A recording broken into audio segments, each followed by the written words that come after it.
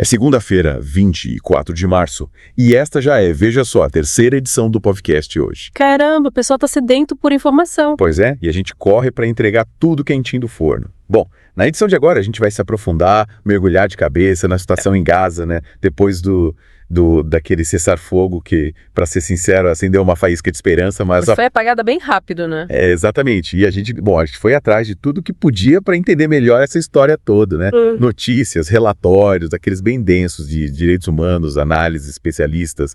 A gente vasculhou tudo. E olha, já te adianto, o que a gente encontrou não é nada bonito. A gente tá falando de mais de 500 dias, você ouviu direito, 500 dias de bombardeios, bloqueios, ocupação militar, tudo isso transformou Gaza num barril de pólvora, pronto para explodir. E as consequências disso, elas vão muito além de Gaza, né? A gente está falando de um impacto global, reverberando em debates sobre direitos humanos, racismo, colonialismo, até o próprio direito internacional está sendo questionado. E não se engane, não é só mais um conflito armado, não. Do que a gente está vendo ali, as fontes mostram isso claramente. É um projeto de extermínio, com todas as letras. E o mais assustador é que tem gente graúda envolvida, diplomatas, a mídia, forças armadas. Pois é, a gente se deparou com análises, cara, que mostram como a propaganda está sendo usada para desumanizar uma população inteira, igualzinho a gente viu em outros momentos terríveis da história, sabe? É de arrepiar. E pensar que no comecinho de 2025, lá em janeiro, teve aquele acordo de cessar fogo, né? Parecia que ia dar uma trégua. Você lembra como era a proposta? 3 etapas, bem bonitinhas. Primeiro, tirar as tropas israelenses aos pouquinhos, depois libertar os reféns, prisioneiros e, por último, reorganizar toda a administração de Gaza. Parecia, sei lá, um caminho, né? Uma luz no fim do túnel. Mas essa luz apagou rapidinho, né? E a gente viu isso nos relatórios. Logo na primeira fase do cessar-fogo, Israel já começou a barrar ajuda humanitária, sabe? Aquela ajuda básica, essencial. Cortaram água, energia e, o pior, voltaram com os ataques aéreos em área cheia de civis. A desculpa que eles deram foi que precisavam pressionar o Hamas para estender o acordo, sabe? Sei. Mas lendo com atenção, a gente vê que a história não era bem essa. Na verdade, Israel queria impor novas exigências do nada, mudando o que já estava assinado. Imagina, que confiança que ia sobrar depois dessa. E antes disso tudo, antes mesmo do cessar-fogo acabar de vez, já tinha muita coisa errada acontecendo. Teve um relatório da ONU e algumas agências humanitárias também confirmaram que Israel estava destruindo de propósito coisas básicas em Gaza, tipo hospitais, escolas, sistema de água, tudo que o povo precisa para sobreviver. E aí, com a volta dos ataques, o número de mortos disparou. A gente viu nos relatórios do Huffington Post, O País, Cadena Ser, do Guardian, todos batem. Mais de 50 mil palestinos mortos. E o pior, a maioria mulheres e crianças vítimas de ataques diretos, cara, até durante o Ramadã, de partir o coração. A situação humanitária lá tá no limite. Relatórios da Oxfam, Human Rights Watch, mostram que a fome é generalizada, os preços dos alimentos estão nas alturas, os hospitais lotados, sem estrutura, a água contaminada por causa do bloqueio. É um caos total. E tem um ponto que me chocou bastante, que é a denúncia da ONU sobre a destruição da principal clínica de fertilidade de Gaza e de várias maternidades também.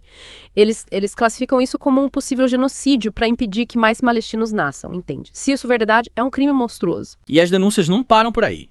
A ONU também documentou casos de estupro, abuso sexual, humilhação contra palestinos, homens e mulheres, principalmente em prisões e postos de controle. A gente viu entrevistas na Cadena Ser de palestinos que moram na Europa e o medo que eles sentem pelas famílias é palpável. E a frustração também porque a comunidade internacional assiste a tudo isso de braços cruzados, sabe? Enquanto hospitais, abrigos, lugares que deveriam ser seguros são atacados. A gente leu um depoimento da Hind Araderi na Al Jazeera depois que a trégua acabou.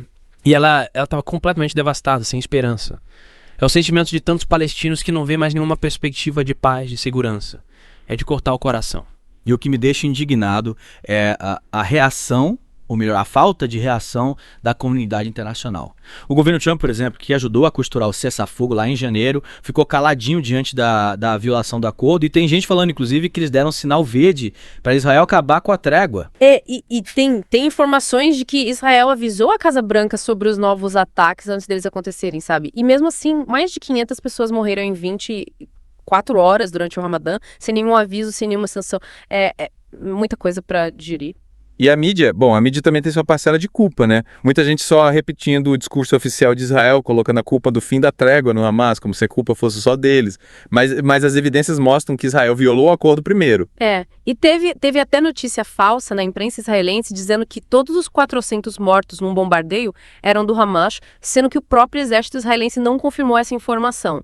É desinformação sendo usada como arma de guerra para esconder a violência contra civis. E indo além da violência em si, a gente descobriu um plano, um projeto para transformar Gaza. Documentos do governo israelense, falas de ministros mostram que a ideia é transformar a região numa espécie de riviera de luxo para turistas israelenses. Até panfleto eles jogaram sobre a população com essa proposta. El País e The Guardian também falam disso e a conclusão é assustadora.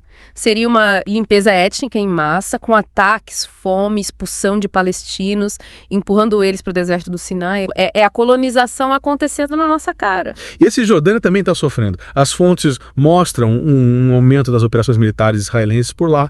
Mais de 50 mil pessoas expulsas de campos de refugiados em Jenin, no Shams, Tulkarem, e agora estão ameaçando Nablus também.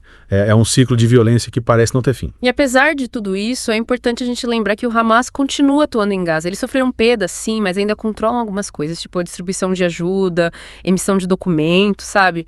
É uma situação bem complexa. E o Kulani Ruby, da Northwestern University, lá no Catar, ele fala que o Hamas está muito enraizado na sociedade palestina, na política também.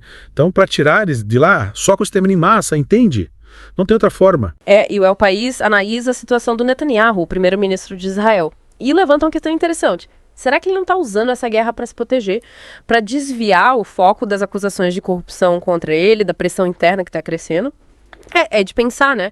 Como a política interna de um país pode influenciar um conflito tão grande. E tem mais. As fontes mostram que enquanto a atenção do mundo está em Gaza, Netanyahu tentou demitir o Ronan Bar, o chefe da Shin Bet, por causa de um escândalo de pagamentos do Catar. Ou seja, o cara está usando a guerra para encobrir os próprios podres. E as conclusões das organizações internacionais, dos analistas, são claras. O que está acontecendo em Gaza não é só um conflito, é uma destruição sistemática da vida palestina. A Anistia Internacional, o Conselho de Direitos Humanos da ONU, a ANOPS, o Tribunal Penal Internacional, todos falam em crimes de guerra, crimes contra a humanidade, até genocídio. E essa tragédia só continua porque quem tem poder para agir fica em silêncio, porque a mídia distorce os fatos e porque ninguém pune os responsáveis. O Mustafa Barghouti, o Scott Lucas, o Daniel Levy, todos eles apontam o dedo para a conivência das potências ocidentais com Israel. É um sistema que permite a impunidade e isso precisa mudar. E a gente não pode esquecer do contexto geopolítico, né? O Hezbollah está mais fraco, o Irã está sendo atacado, o Bashar al-Assad caiu na Síria. Tudo isso muda o jogo no Oriente Médio e impacta diretamente a situação em Gaza. No fim das contas, a mensagem é essa. A gente tem responsabilidade. Não dá para ficar neutro diante de um genocídio, porque a mortalidade beneficia os opressores. As imagens de Gaza não são acidentes de guerra. São a prova de um plano de destruição. A gente precisa agir. A sociedade civil global precisa se mexer, precisa ter coragem de defender a vida, a justiça, a dignidade. Gaza é o reflexo da nossa falha e a gente precisa mudar isso. E fica a pergunta: o que Gaza nos diz sobre o estado do mundo? Sobre o direito internacional, sobre os direitos humanos? E qual o preço que vamos pagar por esse silêncio? E para você que acompanha o podcast, a gente volta amanhã no mesmo horário para continuar essa conversa. Lembrando que o podcast vai ao ar de segunda a sexta, às 7 da manhã, meio-dia e 5 da tarde, e aos sábados, ao meio-dia. Até a próxima. Até.